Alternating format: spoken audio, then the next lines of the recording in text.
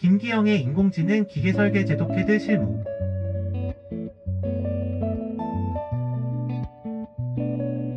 안녕하세요. 오늘 저희와 함께 좀 깊이 살펴볼 자료가 있는데요. 바로 여러분께서 보내주신 AI 활용 기계 설계 종합 과제입니다. 인공지능, 그러니까 AI가 실제 기계 설계 현장에서요, 어떻게 엔지니어의 좀 든든한 지원군이 될 수 있을지 그 구체적인 가능성을 한번 탐색해 보려고 합니다.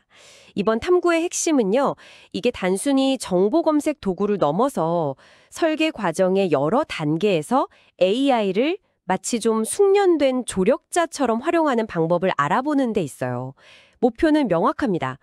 AI가 엔지니어의 고유한 판단력을 대체한다 이런 게 아니고요. 오히려 그 역량을 어떻게 강화하고 좀 복잡한 문제 해결을 도울 수 있는지 이걸 생생하게 보여주는 거죠. 자료 속 구체적인 과제들을 통해서 AI와의 협업이 실제로 어떤 모습일지 함께 그려보시죠. 네, 맞습니다. 이 자료는 AI를 설계 프로세스에 통합하기 위한 어떤 실질적인 방법론을 제시하고 있습니다. 여기서 AI의 역할은 필요한 정보를 신속하게 제공하고 다양한 대안들을 탐색하게 돕고 또 놓치기 쉬운 잠재적 문제점들을 미리 짚어주는 데 좀 초점이 맞춰져 있죠. 하지만 가장 중요한 건요. AI가 아무리 뛰어난 분석 결과를 내놓더라도 최종적인 설계 결정은 언제나 해당 분야의 지식과 경험을 갖춘 엔지니어, 바로 당신의 판단에 달려 있다는 점입니다. 이건 정말 강조해야 할 부분 같아요. 자료에서 제시하는 그 전체적인 협업 절차는 상당히 체계적인데요. 먼저 해결해야 할 문제를 명확히 정의하고 구체적인 목표를 설정하는 것에서 시작합니다. 그 다음 정보 탐색, 초기 아이디어 구상, 기술적인 타당성 분석 및 공토, 이런 설계 단계별로 AI를 활용하게 되는 거죠. 심지어는 CAD 모델링 지원이라던가 최종 보고서 작성 같은 좀 절차적인 부분에서도 도움을 받을 수 있다고 나와 있습니다. 근데 여기서 정말 중요한 것은 AI가 내놓은 답변을 그냥 그대로 받아들이는 게 아니라 비판적인 시각으로 검토하고 필요하다면 질문을 더 날카롭게 다듬어서 반복적으로 상호작용하는 그 과정입니다. 그리고 이 모든 소통과 결정 과정을 프롬프트 로그북이라는 형태로 꼼꼼하게 기록하는 것, 이게 핵심적인 활동으로 강조하고 있습니다. 좋습니다. 그럼 이제 이론적인 설명에서 좀 벗어나서요. 자료에 제시된 구체적인 사례들을 통해 AI와의 협업을 더 깊이 파고들어 보죠. 첫 번째로 살펴볼 과제는 기존 설계를 검토하고 개선하는 상황인데요. 바로 소형 기어박스 부품 설계 검토입니다. 네, 이 과제는 이미 설계된 기어박스 부품 도면, 예를 들면 축이나 기어 같은 핵심 부품 도면을 가지고 AI랑 같이 검토하는 시나리오예요. 특히 도면에 명시된 공차들이 적절한지, 선택된 재료가 사용 환경에 맞는지, 제시된 가공 방식이 합리적인지 이런 것들을 평가하고 개선점을 찾아내는 게 목표죠. 여기서 다루는 기어박스는 정밀도랑 내구성에 상당히 중요하게 요구되는 2단 감속 기어박스라고 가정하고 있습니다. 이런 맥락에서 AI의 분석 능력을 활용해 보는 겁니다. 네, 이 시나리오에서 AI는 상당히 구체적인 기술 분석을 지원할 수 있습니다. 예를 들어 공차 분석 측면을 한번 보죠. 자료에 예시로 나온 O20, H6, H7 같은 축과 구멍에 끼워 맞춤 공차 기호가 있잖아요. 네네. 그거 도면에서 많이 보이죠. H6, H7 이런 거요. 맞아요. 이게 축 지름 20mm에 대한 허용 오차 H6이랑 여기에 조립될 구멍의 허용 오차 H7을 규정한 국제 표준 코드인데요. AI에게 이 코드의 의미, 그러니까 허용되는 공차의 정확한 범위가 얼마인지, 그리고 이 둘이 조립됐을 때 예상되는 끼워 맞춤 상태가 헐거운 틈새 맞춤인지, 아니면 꽉 끼는 억지 맞춤인지, 혹은 그 중간인지, 이걸 계산하고 판단해달라고 요청할 수 있습니다. 더 나아가서 이 특정 끼워 맞춤이 기어박스, 축이랑 베어링 같은 부품의 기능에 적합한지, 여기에 대한 기술적인 의견까지도 물어볼 수 있는 거죠. 상당히 구체적인데요. 그냥 맞냐 틀리냐가 아니라 계산까지 해달라고 할 수 있군요. 그렇죠. 또 부품 도면에는 여러 개의 치수 공차가 존재하는데 이것들이 서로 연결되어 조립될 때 최종적인 전체 길이나 간격에 어떤 영향을 미치는지, 이걸 공차 누적 또는 공차 스택업 분석이라고 하는데요. 이걸 요청할 수도 있습니다. 필요하다면 도면의 주요 치수와 공차 값들을 텍스트로 입력해서 분석을 맡기는 거죠. 아, 그거 수작업으로 하려면 정말 복잡한데 AI가 도와주면 확실히 편하겠네요. 네, 상당히 시간 절약이 될 수 있죠. 그리고 도면에 표시된 기하 공차, GDNT라고 하죠. 예를 들어 동심도나 진온도 같은 기호가 구체적으로 뭘 의미하는지, 또 이게 부품의 정밀한 회전이나 조립성에 어떤 영향을 주는지 설명을 요청할 수도 있습니다. GDNT는 이게 3차원적인 형상과 자세를 정밀하게 제어하는 중요한 약속인데 AI가 그 해석을 도와주는 셈입니다. 공차 분석만 해도 AI가 할 수 있는 게 꽤 많군요. 네, 다음으로 재료 및 열처리 관점에서도 활용을 한번 살펴보겠습니다. 도면에 SM45C라는 재료가 표기되어 있다고 가정해 봅시다. 이건 탄소광의 일종인데요. AI에게 이 재료가 특정 사용 조건, 예를 들어 고부하 환경에서 분당 1000회 회전하는 기어 같은 가상의 작동 조건을 주고 이 조건에 적합한지 검토를 요청할 수 있습니다. 여기서 중요한 점은 AI가 단순히 적합하다, 아니다를 넘어서 왜 그런지에 대한 근거를 제시하도록 유도하는 겁니다. 아, 이유까지 설명하게끔 질문하는 게 중요하군요. 그렇죠. 그리고 더 나아가서 현재 재료보다 더 나은 성능을 기대할 수 있는 대체 재료, 예를 들어 합금광인 SCM44분 같은 재료를 추천받고 원래 재료와 비교했을 때 강도, 내마모성, 가공성, 비용 등의 측면에서 어떤 장단점이 있는지 비교 분석을 요청할 수도 있습니다. 이러다 보면 엔지니어가 미처 생각지 못했던 재료 옵션을 발견할 수도 있겠죠. 네, 확실히 시야를 넓혀줄 수 있겠네요. 열처리 역시 중요한 부분입니다. 도면에 고주파 경화 같은 특정 열처리 방법이 명시되어 있다면 AI에게 이 열처리가 부품 표면의 경도를 높여서 내구성을 향상시키는 원리가 뭔지, 그리고 이 방법이 구체적으로 이 부품에 왜 적합한지 설명을 요청할 수 있습니다.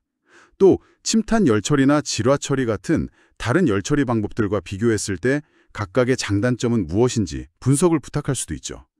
이런 비교 분석은 최적의 열처리 방법을 선택하는 데 당연히 도움이 될 수 있습니다. 여기서 흥미로운 점은요. AI에게 이런 질문을 하려면 엔지니어 스스로가 작동 조건이나 요구 성능을 명확하게 정의해야 한다는 거예요. 이 과정 자체가 설계를 더 깊이 이해하게 만드는 효과가 있는 거죠. 그렇군요. 질문을 잘하는 것 자체가 설계 능력이 되는 거네요. 맞습니다. 마지막으로 가공 및 제조성, DFM 측면에서의 활용입니다. DFM은 말 그대로 제조하기 쉽게 설계되었는가, 이걸 따져보는 건데요. 예를 들어 도면에서 특정 부위에 아주 매끄러운 표면 거칠기를 요구하고 있다면 이 정도의 표면 품질을 얻기 위해 어떤 가공 방법, 가령 연삭이나 혼인 같은 정밀 가공법이 필요한지, 그리고 각 방법의 특징과 비용 측면의 차이는 뭔지 AI에게 물어볼 수 있습니다. 또 부품 도면의 형상을 AI에게 텍스트로 설명하거나 가능하다면 이미지 형태로 제공하고 이 부품을 실제로 생산할 때 발생할 수 있는 잠재적인 문제점들, 예를 들어 어떤 부위의 가공이 너무 복잡해서 시간이 오래 걸린다거나 공구마모가 심할 것 같다거나 혹은 조립 시 어려움이 예상된다, 이런 부분들을 지적해달라고 요청할 수 있습니다. 와, 이건 마치 경험 많은 생산 기술자처럼 조언을 구하는 거네요. 네, 그런 역할까지 기대해 볼 수 있는 거죠. AI가 설계상의 문제점을 미리 발견하고 개선점을 제안하도록 유도하는 겁니다. 이게 설계 초기에 제조 문제를 예방해서 전체 개발 시간과 비용을 줄이는데 큰 도움이 될 수 있습니다. 그렇군요. 첫 번째 사례를 들어보니까 AI가 특정 기술 분야에 대한 깊이 있는 지식을 바탕으로 분석과 정보 제공을 수행하는, 마치 분야별 전문가 시스템처럼 작동할 수 있겠다는 가능성을 엿볼 수 있었습니다. 단순히 정보를 찾아주는 걸 넘어서 주어진 설계의 기술적 타당성을 다각도로 검토해주는 역할을 하는군요. 그런데 여기서 중요한 점은 AI가 제시한 분석 결과나 제안을 엔지니어가 어떻게 비판적으로 수용하고 자신의 판단과 결합하느냐 하는 것이겠죠. 자료에서도 그 AI와의 대화 기록, 즉 프롬프트 로그북을 바탕으로 최종 개선안을 도출하고 그 근거를 명확히 보고하는 과정을 강조하고 있는 것 같고요. 네, 맞습니다. AI의 답변이 항상 완벽하지 않을 수 있으니까요. 그 검증 책임은 여전히 엔지니어에게 있는 셈이죠. 자, 그럼 이제 시각을 좀 바꿔서 다른 유형의 과제를 살펴보겠습니다. 이번에는 기존 설계를 분석하는 게 아니라 아예 새로운 것을 처음부터 설계하는 과정에서 AI를 활용하는 경우인데요. 두 번째 과제는 간단한 조립용 지그 설계입니다. 지그라는 게 특정 작업을 보조하기 위해 공작물을 정확한 위치에 고정시키는 장치죠. 네, 맞습니다. 과제의 구체적인 상황은 이렇습니다. 두께가 5mm이고 폭이 50mm인 강판 두 개를 서로 정확히 90도 각도로 고정해야 한답니다. 이 상태에서 용접을 하거나 구멍을 뚫는 작업을 해야 하는데 이때 강판들이 움직이지 않도록 꽉 잡아줄 간단한 지그를 설계하는 것이 목표예요. 여기서 핵심 요구사항은 세 가지입니다. 첫째, 비용이 저렴해야 하고 둘째, 제작, 가공이 쉬워야 하며 셋째, 강판을 확실하게 고정할 수 있어야 한다. 비교적 간단한 문제 정의 같지만 이 과정에서 AI가 어떤 도움을 줄 수 있을지 궁금해지네요. 네, 이 과제에서는 AI가 설계의 가장 초기 단계인 아이디어 구상부터 시작해서 구체적인 부품 선정까지 상당히 폭넓은 도움을 줄 수 있습니다. 먼저 개념 설계 및 아이디어 발상 단계를 보죠. 여기서 엔지니어는 AI에게 이렇게 질문할 수 있습니다.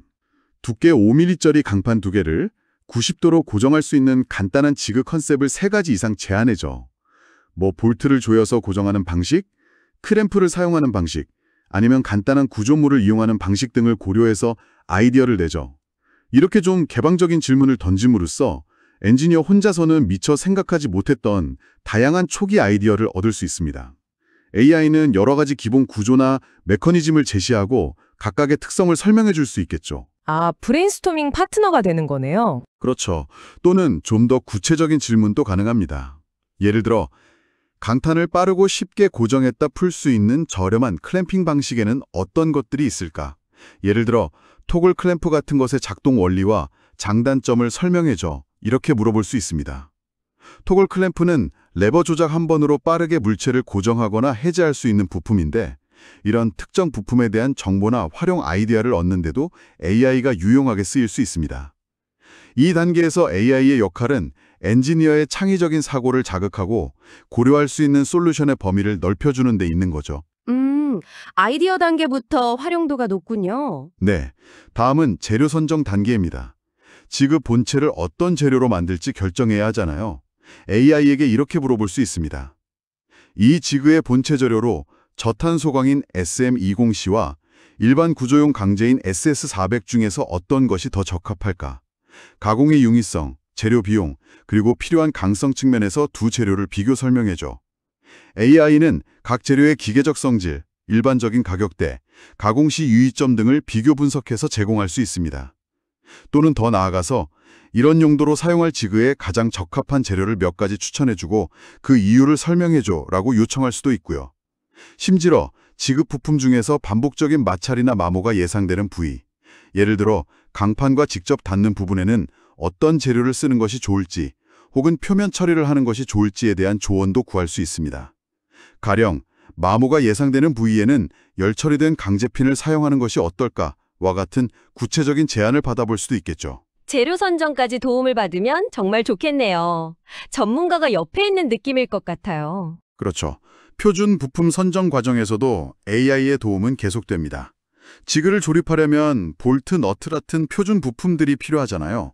AI에게 지그 조립에 사용하려고 하는데 M8 크기 볼트의 KS 규격 종류와 각 강도 등급, 예를 들어 8.8, 10.9의 의미, 그리고 어떤 경우에 어떤 등급을 선택해야 하는지 설명해줘 라고 질문할 수 있습니다.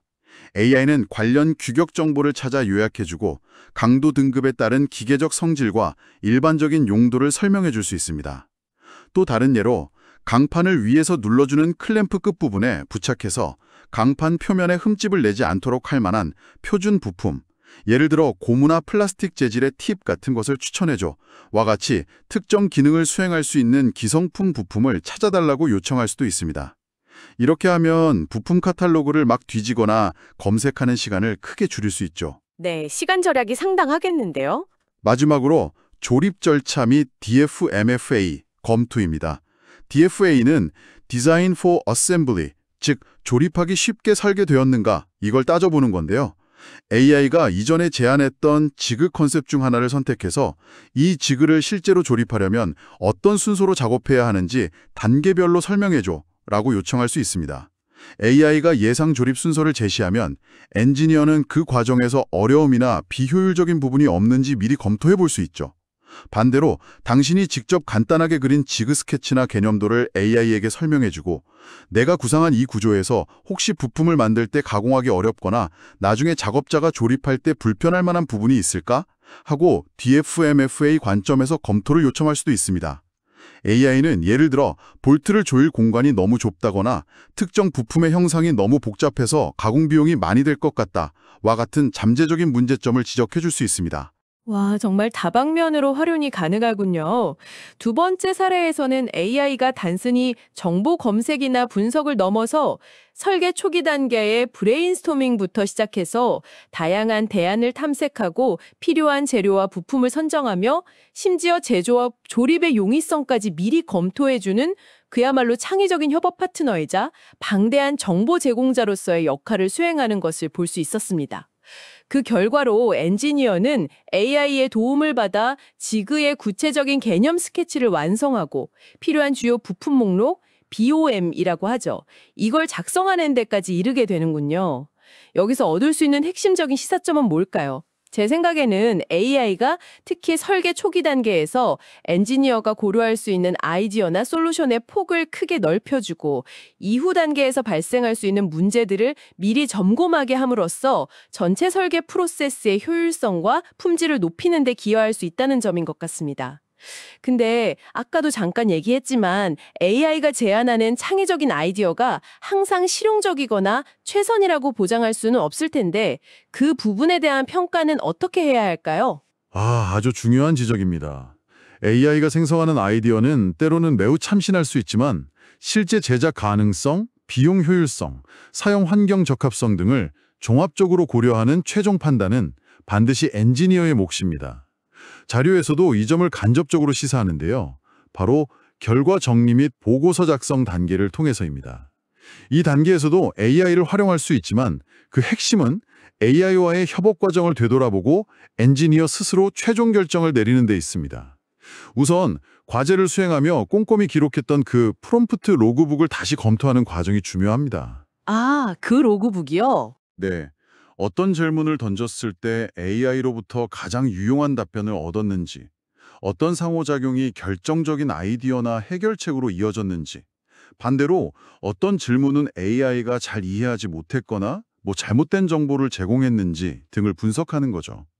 이 로그북은 단순히 기록을 넘어서 AI와의 효과적인 소통 방법을 익히고 개선해 나가는 학습 도구이자 설계 결정 과정의 투명한 근거 자료가 됩니다. 로그북의 역할이 생각보다 크군요. 그렇죠.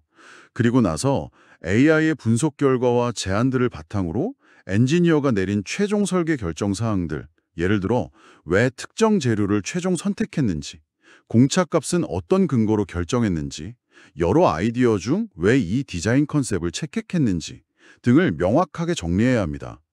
이때 자료는 AI가 구체적으로 어떤 분석이나 정보 제공을 통해 결정에 기여했는지를 명시하는 것이 중요하다고 강조합니다.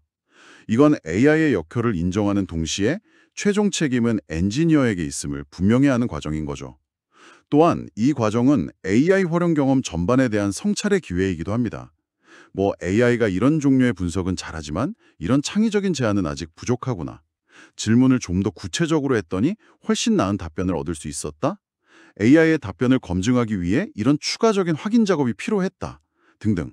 AI의 현재 능력과 한계를 파악하고 앞으로 어떻게 더 잘 활용할 수 있을지, 그리고 AI 시대의 엔지니어 본연의 역할은 무엇인지 다시 한번 생각해보는 중요한 과정인 셈이죠. 그렇군요. 결과 정리와 보고서 작성 과정이 단순히 기록을 넘어서 AI와의 협업 경험을 되짚어보고 배우는 성찰의 과정이라는 점이 인상 깊습니다. 그런데 흥미롭게도 자료에서는 보고서 작성 작업 그 자체에도 AI의 도움을 받을 수 있다고 언급하고 있네요. 구체적으로 어떤 도움을 받을 수 있다는 건가요? 네, 맞습니다. 보고서 작성의 여러 단계에서 AI를 활용할 수 있다고 제시합니다. 예를 들어 전체 보고서의 목차를 어떻게 구성하면 좋을지 AI에게 제안을 요청할 수 있고요. 아, 목차 구성부터요? 네, 또는 보고서 내용 중 특전 기술적인 부분, 가령 아까 예시로 들었던 20H6, H7 끼워 맞춤의 공학적 의미와 적용 사례 같은 부분에 대한 설명 초안을 작성해달라고 부탁할 수도 있습니다. 물론 AI가 작성한 초안은 반드시 엔지니어가 검토하고 수정해야 하고요. 또한 실험 결과나 분석 내용을 바탕으로 보고서의 핵심 결론을 간결하게 요약하는 문구를 제안받거나 작성된 보고서 초안에서 기술 용어가 정확하고 일관성 있게 사용되었는지 검토를 요청하는 것도 가능하다고 합니다. 어떻게 보면 AI가 글쓰기 보조도구 역할까지 해주는 셈이죠. 보고서 작성 지원까지 가능하다니 정말 다재다능하네요. 마지막으로 자료에서는 학습 그룹 내에서 각자의 AI 활용 결과를 발표하고 경험을 공유하는 것도 중요한 학습 과정으로 제안하고 있습니다. 특히 AI로부터 얻었던 흥미로운 답변 사례나 혹은 처음에는 잘못된 답변처럼 보였지만 오히려 그 덕분에 새로운 것을 배우거나 문제를 다른 각도에서 보게 된 경험 등을 나누는 것이 효과적이라고 강조하네요. 네, 서로의 성공과 실패 사례를 공유하면서 AI 활용 노하우를 함께 발전시켜 나갈 수 있겠죠. 오늘 저희가 함께 살펴본 자료 AI 활용 기계 설계 종합 과제는 AI가 기계 설계라는 전문 분야에서 얼마나 유용하고 강력한 협업 도구가 될 수 있는지를 구체적인 사례를 통해 명확하게 보여주었습니다. 기존 설계를 면밀히 분석하고 개선점을 찾는 기어박스 부품 검토 사례에서부터 새로운 아이디어를 구체화하고 필요한 부품을 선정하는 조립지구 설계 사례에 이르기까지요. AI는 분명 엔지니어의 분석 능력, 창의력, 그리고 정보 접근성을 효과적으로 보강해줄 잠재력을 가지고 있습니다. 하지만 오늘 나눈 이야기에서 우리가 계속 강조했듯이 가장 중요한 것은 AI가 제공하는 그 방대한 정보와 정교한 분석 결과 앞에서 비판적인 사고를 유지하고 최종적인 판단과 책임은 여전히 엔지니어, 바로 당신에게 있다는 사실을 잊지 않는 것입니다. 자료에서도 누누이 강조하듯이 AI를 진정한 조력자로 만들기 위해서는 단순히 질문을 던지는 것을 넘어 명확하고 구체적인 질문을 설계하는 능력, 그리고 AI의 답변을 바탕으로 질문을 계속해서 정교화하고 깊이 파고드는 반복적인 상호작용 과정이 필수적입니다. 오늘 이야기 나눈 여러 활용 사례 중에서 당신의 관점에서 가장 흥미롭거나 인상 깊었던 부분은 무엇이었나요? 자, 오늘 탐구를 마무리하며 이런 질문을 한번 던져보고 싶습니다. 오늘 살펴본 것처럼 AI는 구조화된 엔지니어링 문제 해결, 정보 분석, 심지어 아이디어 제안까지 점점 더 능숙하게 해내고 있습니다. 그렇다면 AI 기술이 앞으로 더욱 발전한다고 하더라도 복잡한 시스템 전체를 조망하는 통찰력, 예상치 못한 문제에 대한 직관적인 해결 능력, 혹은 완전히 새로운 개념을 창조해내는 순수한 창의성과 같은 설계의 특정 측면들은 여전히 인간 엔지니어만의 고유한 영역으로 남게 될까요? 아니면 이마저도 언젠가는 AI가 넘볼 수 있는 영역이 될까요? 한 번쯤 깊이 생각해 보시면 흥미로울 것 같습니다.